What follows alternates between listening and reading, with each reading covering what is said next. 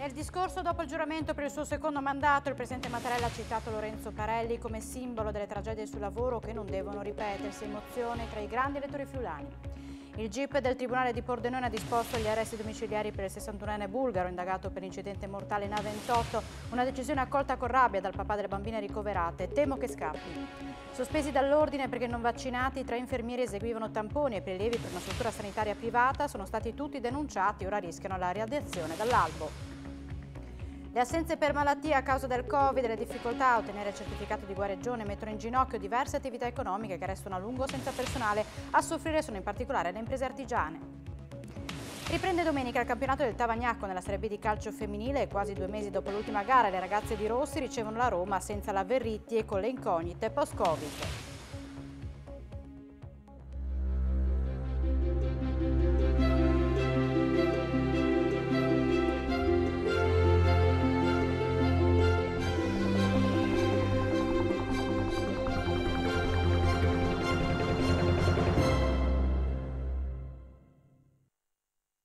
Un nuovo appuntamento con l'informazione di Telefriuli. La morte dello studente friulano Lorenzo Parelli nell'ultimo giorno di stage in azienda è stata ripresa dal Presidente della Repubblica, Sergio Mattarella, nel suo discorso di insediamento. Il concetto più volte ripreso dal Capo dello Stato è quello di dignità, che significa anche, ha detto, azzerare le morti sul lavoro.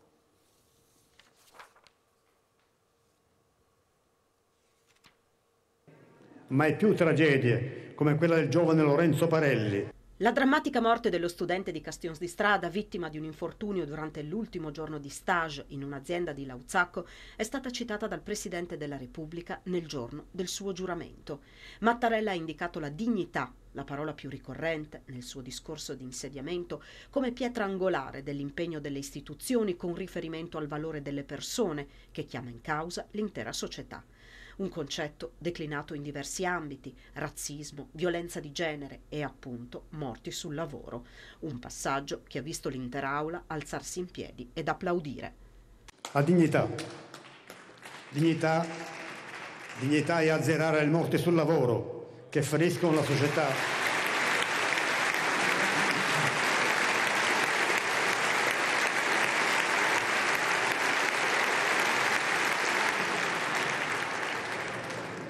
Le morti sul lavoro feriscono la società e la coscienza di ognuno di noi, perché la sicurezza del lavoro di ogni lavoratore riguarda il valore che attribuiamo alla vita. Mai più tragedie come quella del giovane Lorenzo Parelli, entrato...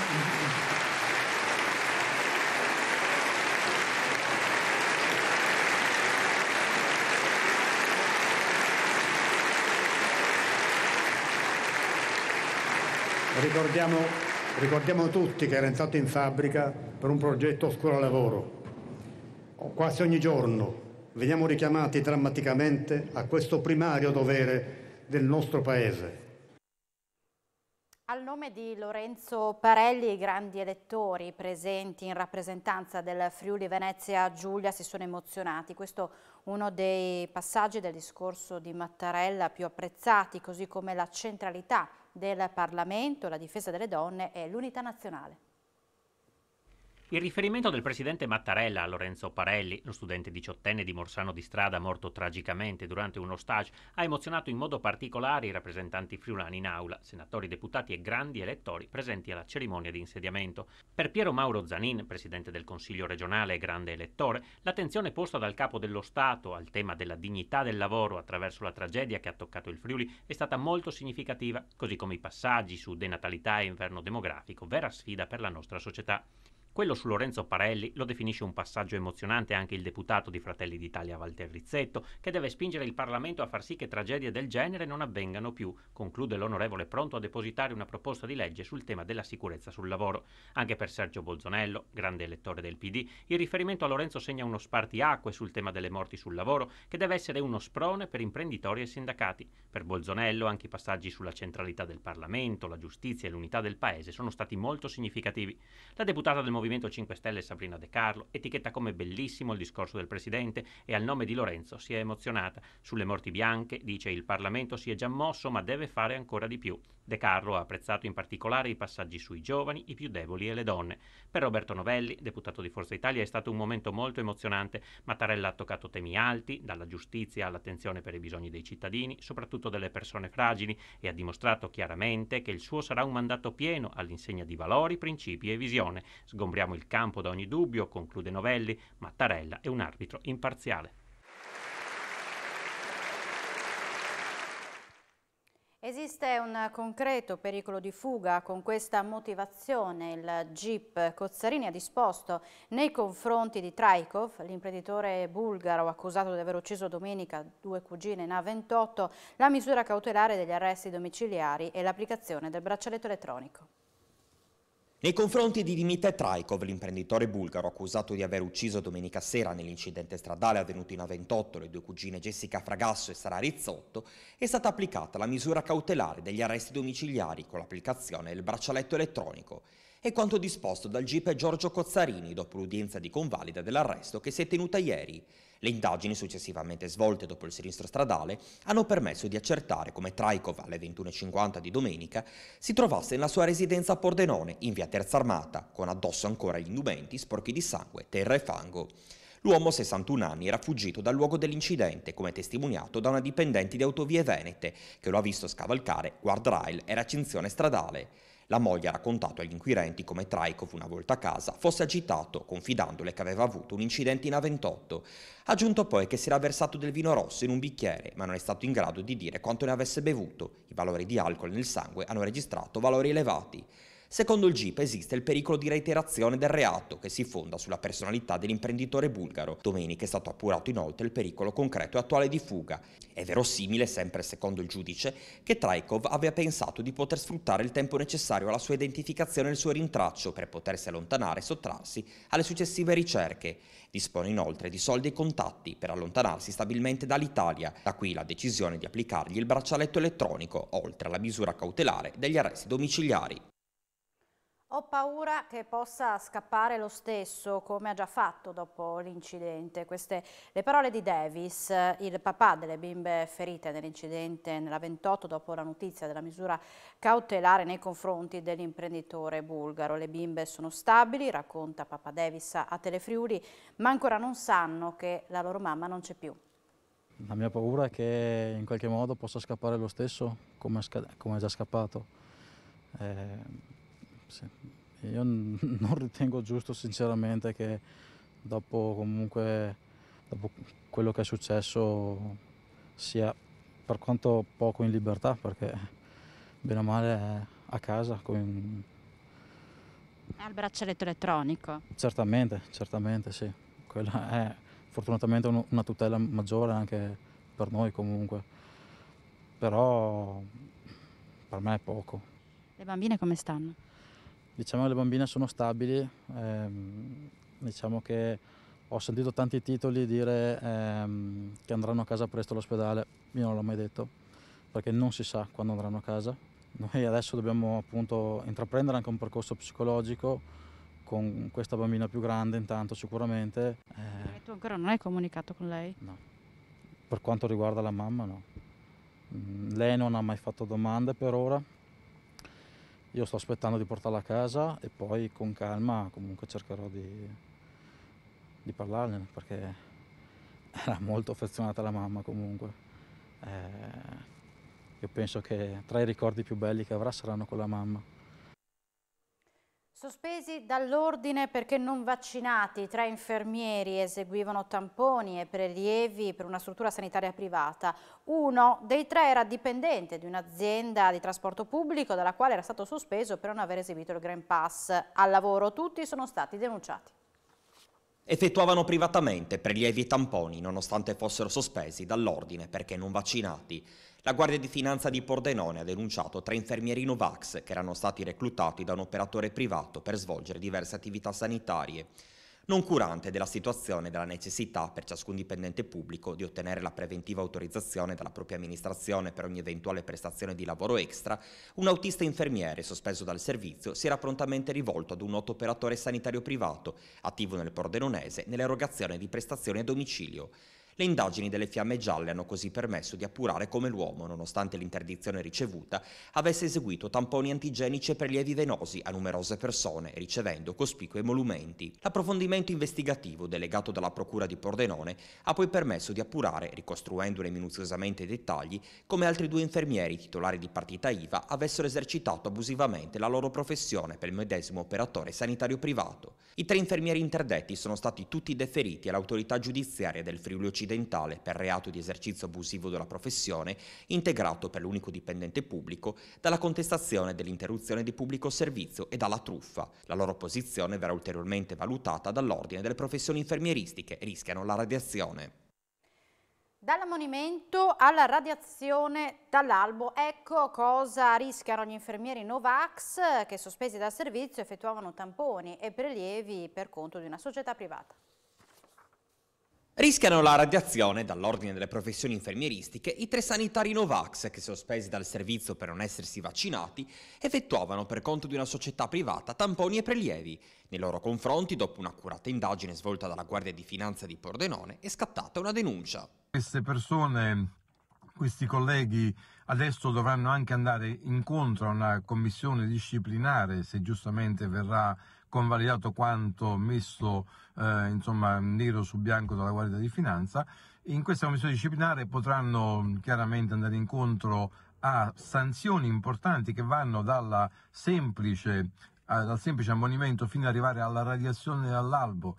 Chiaramente, se ci sono i presupposti, se viene fuori che hanno messo in pericolo in primis la loro salute, ma soprattutto quella dei cittadini, chiaramente rischiano effettivamente anche di essere radiati e terminare lì la loro professione. E questo chiaramente è una sconfitta importante per tutti gli infermieri. Ed ora andiamo a vedere i dati della pandemia. 16 le vittime del Covid-19 nella nostra regione nelle ultime 24 ore, tra cui una donna di 61 anni di Udine, un 63enne di Roveredo in Piano e un 66enne di San Pier di Sonzo. Restano sotto la soglia della zona rossa le terapie intensive, ora a 37 le aree mediche che contano 495 pazienti. 3.149 i contagi in regione a fronte di 9.289 tamponi molecolari e 20.571 test rapidi antigenici. Altre 80 positività sono state rilevate tra i dipendenti del sistema sanitario regionale. In lieve calo i friulani in questo momento in isolamento a 62.403. Diminuiscono in regione, anche se meno rispetto al resto d'Italia, i nuovi contagi da Covid. Il Friuli Venezia Giulia è terza regione italiana per incidenza, Pordenone è quarta tra le province. Sul fronte della campagna vaccinale i numeri della regione sono sempre più vicini alla media nazionale. La Fondazione Gimbe non concorda sulla decisione di rendere illimitata la validità del Green Pass. Friuli Venezia Giulia terzo in Italia dopo Abruzzo ed Emilia Romagna per incidenza di casi Covid ogni 100.000 abitanti. Sono 5.258 rispetto alla media italiana di poco più di 4.100. In tutte le regioni, fatta eccezione per la Sicilia, si registra una diminuzione dei nuovi contagi che a livello nazionale è di quasi il 25%, in Friuli Venezia Giulia del 15,7%. Una flessione, secondo Nino Cartabellotta, presidente della Fondazione Gimbe, che ha diffuso i dati dell'ultimo monitoraggio, dovuta sia alla riduzione dei tamponi effettuati che alla minore circolazione del virus. Per quanto riguarda la pressione sugli ospedali, nella nostra regione i posti letto Covid occupati in terapia intensiva salgono al 23,4%, quelli nelle aree mediche al 39%. A livello nazionale scendono da 51 a 20 le province con incidenza superiore ai 2.000 casi ogni 100.000 abitanti. Tra queste non c'è più Udine con 1.989. Ci sono invece Pordenone, quarta in Italia con 2.402 casi, Gorizia con 2.216 e Trieste con 2.051. In Friuli Venezia Giulia ha completato il ciclo vaccinale l'80% dei cittadini, in linea con la media nazionale. La terza dose è al 78,5% contro il dato italiano del 79,6%. Nella penisola sono ancora 7,4 milioni le persone senza nemmeno una dose di vaccino. Rimane lo scetticismo degli ultracinquantenni, quasi 2 milioni. Sono poco meno di 2 milioni e mezzo i bambini tra i 5 e gli 11 anni non immunizzati. In merito alle ultime decisioni del governo, la Fondazione Gimbe ritiene che la durata del Super Green Pass non possa essere illimitata. In assenza di evidenze scientifiche, commenta, la decisione è politica. Il tema sanitario gestito dalla burocrazia sta rallentando il lavoro e creando problemi economici a lavoratori e imprese, in modo particolare nelle piccole attività produttive. Così Confartigianato e Confcommercio puntano il dito contro i tempi lunghi per ottenere la certificazione verde dopo le vaccinazioni anti-Covid e per la venuta guarigione. I tempi lunghi per ottenere il Green Pass per l'avvenuta vaccinazione o la chiusura della malattia stanno rallentando il lavoro e creano complicazioni sia di carattere burocratico che economico alle aziende. Una nota dolente per il lavoro che si riflette in maniera più pesante soprattutto sulle piccole attività produttive, come rileva il presidente di Confartigianato Graziano Tilatti. Mi auguro e spero che in un momento in cui si parla tanto di transizione digitale, che una volta fatto il tampone, l'esito del tampone venga comunicato e siano subito liberati e coincidano con i certificati di rientro al lavoro. Tilatti è preoccupato anche per quello che accadrà nelle aziende con l'introduzione dell'obbligo vaccinale degli over 50. Per il presidente di Confcommercio, Giovanni D'Appozzo, il tema sanitario è gestito dalla burocrazia che sta creando grossi problemi sia agli operatori economici che ai cittadini. E oltre ad avere problemi di carattere economico che conosciamo tutti e soprattutto che si sono acuiti in queste settimane, ne abbiamo uno in più che di certo non serve per far riprendere questo paese. A questo si aggiunge anche il rincaro delle bollette. È un aumento sproporzionato che non ha nessuna logica.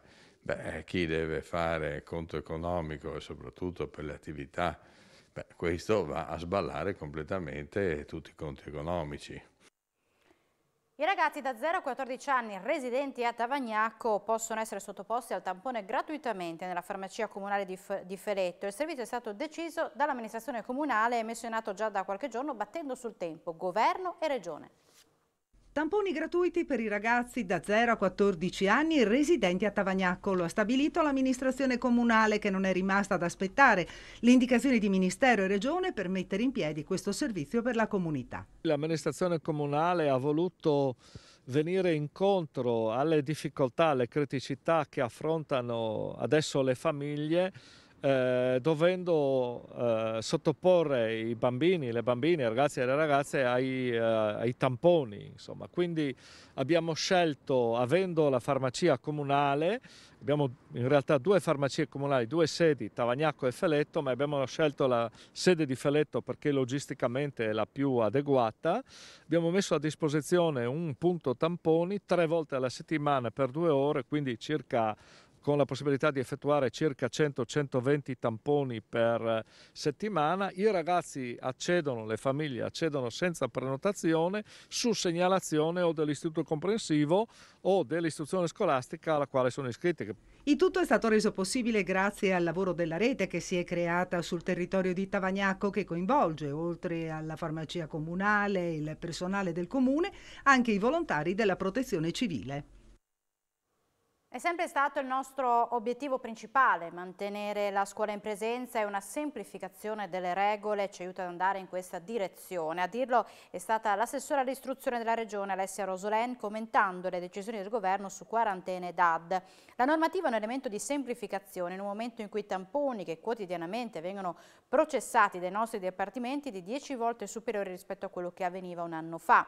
Rosolén ha anche parlato del nuovo esame di maturità. Sono convinta che almeno una prova scritta sia fondamentale, mentre sulla seconda prova, lasciata la scelta delle singole commissioni, può creare disparità anche nei singoli istituti. Dalla CISL arriva la proposta di ripristinare gli hub vaccinali interni alle aziende, così da accelerare l'iter delle inoculazioni e l'inserimento dei dati per ottenere il Green Pass. Obbligo vaccinale e non quello del Green Pass. Il segretario regionale della CISL del Friuli Venezia Giulia contesta le decisioni del governo e propone di ricreare gli hub vaccinali all'interno delle aziende.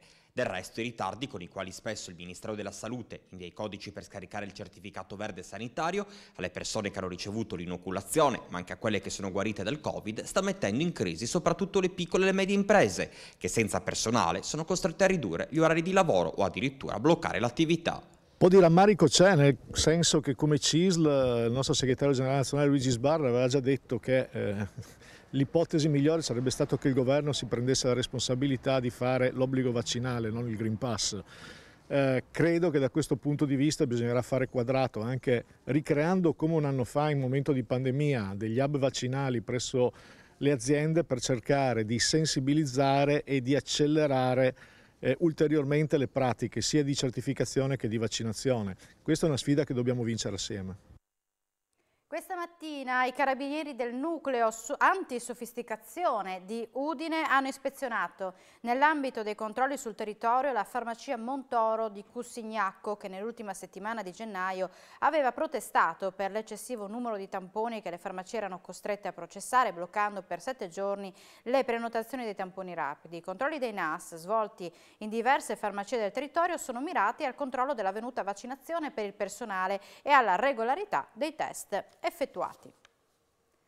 Per far fronte all'attuale carenza di organico nell'area della sanità del Friuli Venezia Giulia, ora sarà possibile assumere temporaneamente anche personale in possesso di un titolo di studio non riconosciuto dal Ministero della Salute nelle strutture sanitarie pubbliche, private o accreditate nelle realtà sociosanitarie accreditate e convenzionate, quanto stabilito da una delibera della Giunta regionale approvata oggi su proposta del vice governatore con delega della salute Riccardo Riccardi. La delibera prevede l'impiego di professionisti sanitari anche tra i cittadini di paesi non appartenenti all'Unione Europea, purché titolari di un permesso di soggiorno che consenta di svolgere attività lavorativa e che presentino un titolo di studio conseguito all'interno dell'Unione Europea oppure iscritti a un ordine o albo professionale dello Stato di provenienza.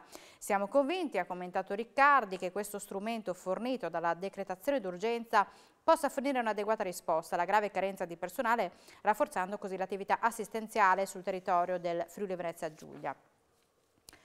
Una 41enne di Fontanafredda si è ferita questa mattina durante un litigio con il suo ex compagno. La vicenda si è consumata in via Spezzadura all'esterno della discarica di Valle Noncello a Pordenone.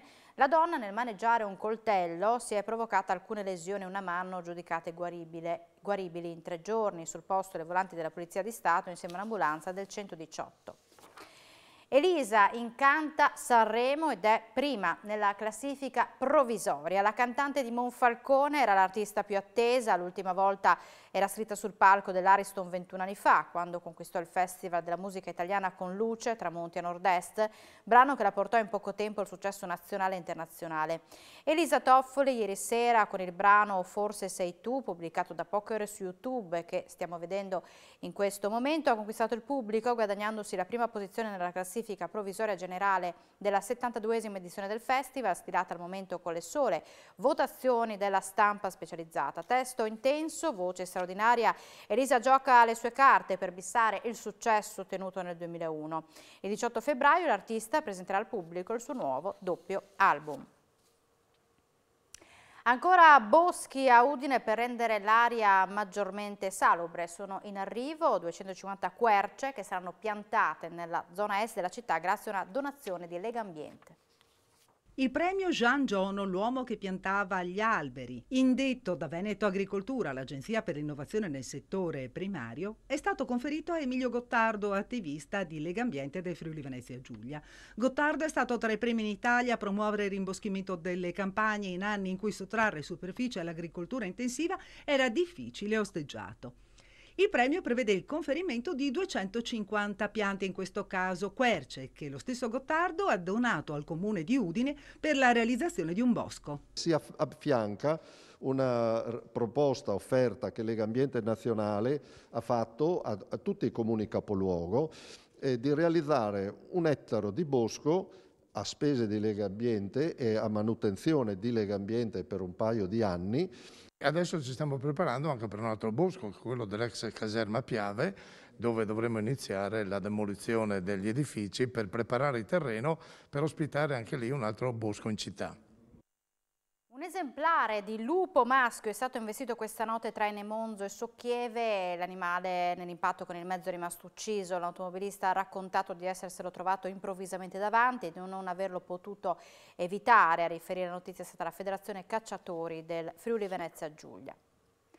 Si festeggia oggi San Biagio, santo protettore della gola, e a Udine questa sera si prepara un grande evento in Duomo per riprendere una tradizione, quella della benedizione della gola, sempre più sbiadita. Udine rivive la tradizione del giorno di San Biagio.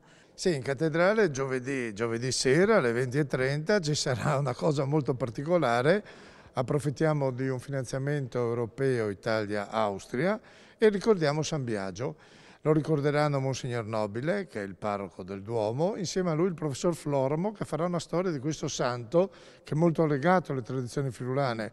Tutti noi da bambini, ma anche poi qualcuno anche da adulto, andava a prendersi la benedizione alla gola da San Biagio.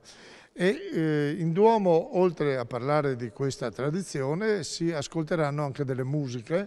C'è l'orchestra giovanile dei filarmonici friulani che terranno un concerto insieme anche a due organisti, Beppino delle Vedove e anche Alberto Pez, che suoneranno i due organi battenti che ci sono nella nostra cattedrale. È una serata aperta a tutti, gratis chiaramente, si entra in Duomo, bisogna avere il Green Pass e si può assistere a questa serata, ripeto, per ricordare un santo che è molto popolare nella tradizione friulana. Siamo in chiusura, ma tra poco le notizie sportive. In Sport FVG in primo piano si parlerà del Tavagnacco Calcio in Serie B, riprende il campionato domenica del calcio femminile, quasi 2 mesi dopo l'ultima gara per le ragazze di Rossi, che riceveranno la Roma senza la Veriti e con le incognite post-Covid. Ci fermiamo qui, grazie per l'attenzione e buona serata con i programmi di Telefriuli.